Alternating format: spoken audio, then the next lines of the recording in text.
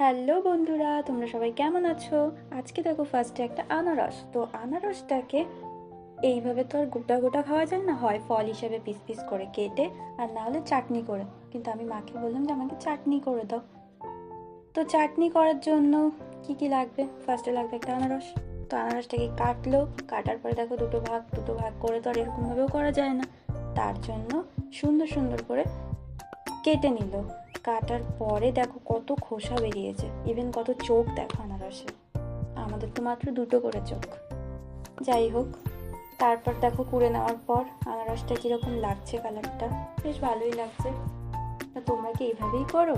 সেটাও কমেন্টে জানিও, যদি অন্য কোনো প্রসিডিওর থাকে। কড়ার মধ্যে তেল দিল, পাঁচফোড়ন দিল, তারপর ঢেলে দিল সেই কুড়ানো আনারসটাকে। দেখো কত ধোঁয়া উঠছে। যাই হোক, একটু নাড়ার পর তারপরে দিয়ে দিল হলুদের গুঁড়ো এবং লবণ, সব কিছুই পরিমাণ মতন অবশ্যই। তো তারপর দেখো কি সুন্দর ফুটছে, ফুটতে ফুটতে তারপরে আস্তে আস্তে একটু শুকনো শুকনো হয়ে আসলো এবং লাস্ট অবশেষে নামিয়ে নিল মা। তো নামানোর পর আমি একটু বললাম যে আমাকে টেস্ট করতে দাও তো, দিয়ে দেখো কি সুন্দর লাগছে, বাট খেতেও কিন্তু দারুণ হয়েছিল।